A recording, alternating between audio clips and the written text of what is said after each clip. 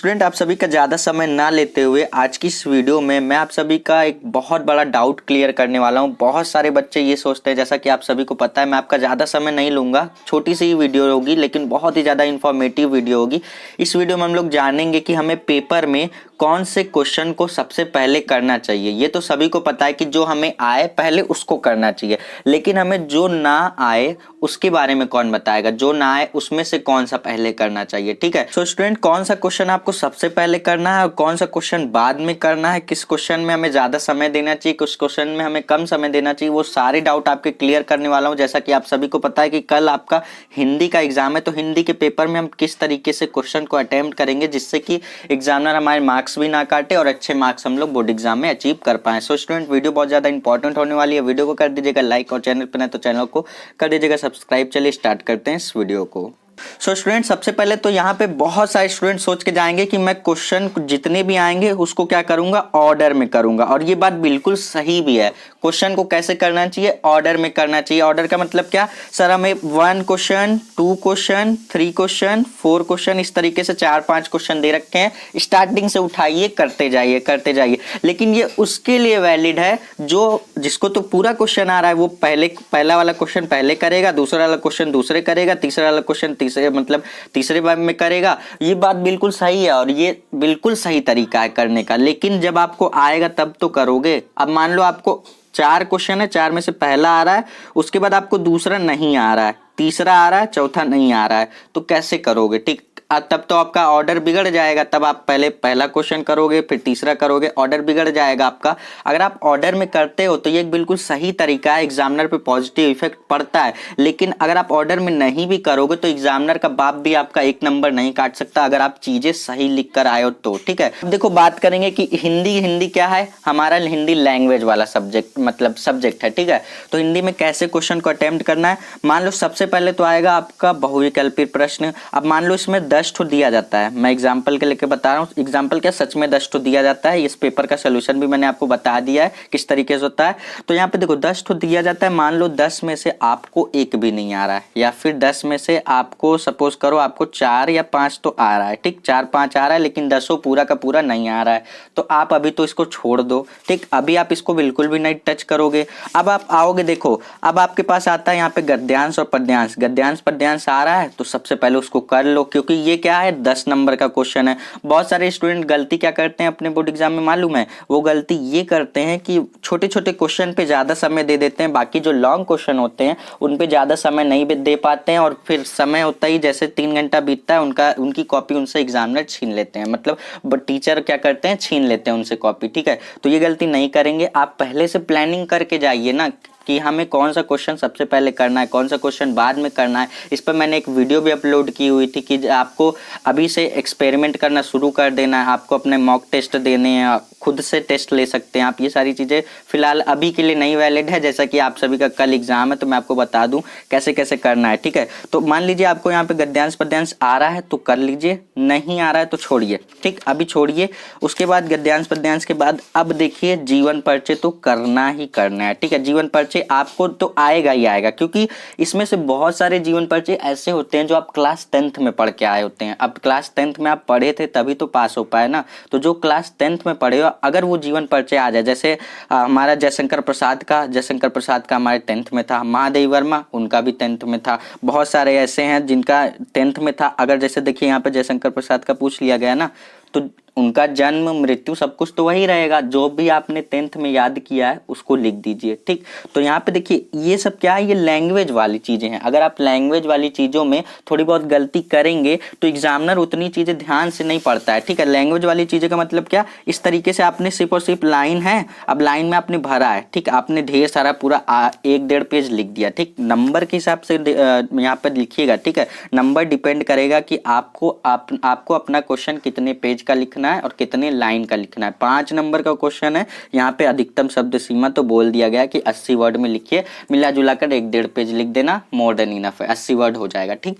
तो देखो 5 नंबर का क्वेश्चन है, मैंने आपको बता दिया कैसे क्या करना है। अब देखो ये लैंग्वेज वाली चीजें हैं, जीवन परिचय क्या है, लैंग्वेज वाली चीजें हैं। उनका देखो जन्म सही से लिख लेना, मृत्यु सही से लिख लेना, बाकी जो मन में आए, जो पढ़े हो ऐसा नहीं है कि गाना वाना भर के चले आए, जो भरे हो उसको लिख कर आना, ठीक है, मतलब जो याद किए हो उसको लिख कर आना। एग्जामिनर क्या करेगा, जब ये लैंग्वेज वाली चीज़ें होती हैं ना, तो उसके पास इतना समय नहीं है कि वो आपकी एक एक लाइन को बैठ के पढ़ेगा। 2 लाइन देखेगा, 3 लाइन देखेगा, उसके बाद चेक करके आपको मार्क्स दे करके, नंबर दे करके आगे बढ़ जाएगा, ठीक। तो ये आप बात हमेशा याद रखिएगा। ऐसा एग्जामिनर क्यों करते हैं, क्योंकि उनके पास सिर्फ आपकी एक ही कॉपी नहीं होती है, उनके पास कॉपी की ढेर सारी बंडल होती है और उनको एक दिन में बहुत सारी कॉपियां चेक करनी होती है। तो वो एक दिन में अगर आपकी कॉपी को सिर्फ चेक करेगा तो उसके पास और भी कॉपियां चेक करनी होती है, उसके लिए समय नहीं बच पाएगा, ठीक है। तो ये बात हमेशा याद रखिएगा। एग्जामिनर बहुत ही ज़्यादा केयरफुली आपकी कॉपी नहीं चेक करता। और मैं आपको बता दूं, जिस दिन आपकी कॉपी केयरफुली चेक होने लगी तो मैं आपको बता दूं 70% बच्चे फेल होना शुरू कर जाएंगे, ठीक है। 70% बच्चे फेल हो जाएंगे।